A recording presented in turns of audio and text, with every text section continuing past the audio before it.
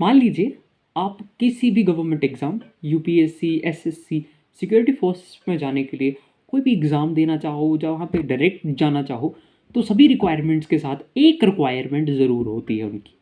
वो गवर्नमेंट की रिक्वायरमेंट क्या है कि आप पे कोई भी हीनियस क्राइम का जो केस है वो नहीं चलना चाहिए, यानी आप किसी ऐसे क्राइम में लिप्त ना हो, भले आप दोषी हो ना हो, पर आप पे वो केस नहीं चलना चाहिए, है ना। ये चीज़ें कही जाती हैं हर एक गवर्नमेंट एग्ज़ाम की रिक्वायरमेंट्स में कहा जाता है। अब मान लीजिए आप में बहुत सारे दर्जनों भर केसेस चल रहे हैं, वो भी हीनियस क्राइम्स के चल रहे हैं भाई साहब, भले आप उसमें अभी तक दोषी करार नहीं दिए गए हो, तो आप क्या करोगे? क्या आपकी ज़िंदगी झंड है? जी नहीं, बिल्कुल नहीं। तो आप क्या कर सकते हो? ये गवर्नमेंट एग्ज़ाम तो नहीं दे सकते आप, लेकिन इन गवर्नमेंट एग्ज़ाम के जो ऊपर होते हैं, इन गवर्नमेंट एग्ज़ाम के हेड यानी गवर्नमेंट, इसे ज़रूर आप फॉर्म कर सकते हो, यानी इसका एक हिस्सा, एक बड़ा हिस्सा बन सकते हो, खुद गवर्नमेंट फॉर्म कर सकते हो आप। तो अगर आप देखोगे आज के टाइम पे हमारे बड़े बड़े स्टेजेस पे जो हमारे रिप्रेजेंटेटिव्स बैठे हैं, वो जितनी भी उनकी संख्या है ना, उसकी एक परसेंटेज निकालोगे तो 40% ऐसे रहेंगे आपके पास जिन पे हीनियस क्राइम्स चल रहे हैं, हीनियस क्राइम के केसेस चल रहे होंगे। हमारे देश में जब पॉलिटिक्स की डेफिनेशन की बात आती है तो दो प्रकार के लोग आपको सामने मिलेंगे। जो पहली डेफिनेशन देंगे उनका वर्डिक्ट होगा कि जो पॉलिटिक्स है ये समाज सेवा है, हम यहाँ पे जो है सोशल वर्क करने आए हैं।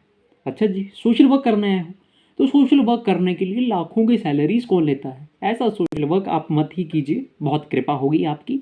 सोशल वर्क करने के लिए लाखों की सैलरीज विद अलाउंसेस, जिसमें ट्रैवल अलाउंस है, इंटरनेशनल ट्रैवल अलाउंस है, मतलब डिफरेंट डिफरेंट टाइप के अलाउंसेस हैं इनके पास। और ये जो है एक समाज सेवा है। वाह, क्या समाज सेवा है। और दूसरे प्रकार के लोग हैं जो कहते हैं कि हमारी जो पॉलिटिक्स है वो एक जॉब है। अच्छा जी, जॉब है, किसकी जॉब है? गवर्नमेंट की जॉब है भाई साहब, गवर्नमेंट की जॉब। तो आज तक आपने सुना है कि किसी भी गवर्नमेंट की जॉब में कोई भी एजुकेशन क्राइटेरिया, कोई भी रिटन एग्जाम होता ही नहीं है? ऐसा हुआ कभी? नहीं। तो यहाँ पे क्यों? अब कुछ लोग एक चीज़ बिल्कुल सही कहते हैं कि जो हमारे पॉलिटिक्स हैं, पॉलिटिशियंस हैं, उनके लिए कोई एग्जामिनेशन का क्राइटेरिया इसलिए नहीं है और एजुकेशन का क्राइटेरिया इसलिए नहीं है कि राइट टू बी इलेक्टेड जो है हमारा फंडामेंटल राइट है, वो बिल्कुल सही है, लेकिन वक्त के साथ हमें डेवलप करना चाहिए। एक चीज़ के बारे में कभी सोचिएगा, जो खुद 10वीं भी नहीं होते ढंग से, उनके साथ काम कर रहे होते हैं कुछ ऐसे इंसान जिन्हें तुम आईएएस कहते हो, जो लाखों बच्चों में से एक होता है कोई, वो उनके साथ काम कर रहे हैं। अब लेके आते हैं इस डिबेट को उस टॉपिक पे जो बहुत सारे पॉलिटिशियंस की रोजी रोटी का जो है जरिया है, उनकी पॉलिटिक्स ही इस पे चलती है, वो है हमारे जवान सीमा पे खड़े। जी बिल्कुल। आज आप एक काम कीजिएगा, आप ना 1950 से जब से हमें आज़ादी मिली, हमारा कॉन्स्टिट्यूशन जो है वो इम्प्लीमेंट हुआ है ना, तब से लेके आज तक 2021 तक उन नेताओं की लिस्ट निकालने की कोशिश कीजिएगा जिन्होंने अपने ही बच्चों को जो है आर्मी में भेजा है।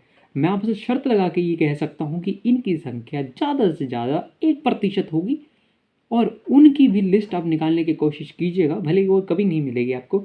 उन पॉलिटिशियंस की जो हायर रैंक पे रहते हुए जिन्होंने अपने बच्चों को गवर्नमेंट स्कूल में पढ़ाया। क्यों नहीं पढ़ा पाए? क्योंकि इनको पता है हमने कंडीशन इतनी ख़राब कर रखी है, हमने सिवाय बनाने के कुछ नहीं किया है, और हमारे जो स्कूल्स के एजुकेशन सिस्टम है उसको आपने ध्वस्त कर रखा है, तो ही तो इनके बच्चे अमेरिका, यूएसए, कनाडा में पढ़ते हैं, ना कि हिंदुस्तान की गवर्नमेंट स्कूल्स में पढ़ते हैं। अगर हम बात करें इस वीडियो के कंक्लूजन की, तो आप और मैं, हम सभी ये मानते हैं कहीं ना कहीं कि ऐसा ज़रूरी नहीं है कि जो भी इंसान एजुकेटेड हो, यंग हो, दोनों हो या दोनों में से एक हो, वो एक अच्छा लीडर हो, उसमें लीडिंगशिप क्वालिटीज़ हों, लीडरशिप क्वालिटीज़ हों, ये ज़रूरी नहीं है। पर एक देश तो दुनिया की सबसे यंगेस्ट डेमोक्रेसी है, दुनिया के सबसे यंगेस्ट पॉपुलेशन जहाँ रहती है, वो क्या हो वहाँ पे कि वहाँ पे जो लीडर्स हैं हमारे, उसमें यंगस्टर्स की पॉपुलेशन करीबन करीबन 12% हो, जो कि बहुत कम है, जिसके कारण हमारे जो न्यू आइडियाज़ हैं वो आगे नहीं बढ़ पा रहे। और जो हमारी नई जनरेशन है वो देश के बारे में सोचती क्या है, किस प्रकार देश को आगे बढ़ना चाहिए, उसके बारे में सोचती क्या है, वही नहीं सामने आ रहे। तो कहाँ से हम अपना माथा पीटना बंद करेंगे बाकी देशों को देखते हुए? भले वो हंगर इंडेक्स हो, जो मीडिया का इंडेक्स हो, या कोई भी इंडेक्स हो जिसमें हमारी पोजीशन, हमारे पड़ोसियों से भी कम हो चली है उसमें। तो आई होप आपको वीडियो अच्छा लगा। You can subscribe to the channel. जय हिंद, वंदे मातरम and want to reform the India.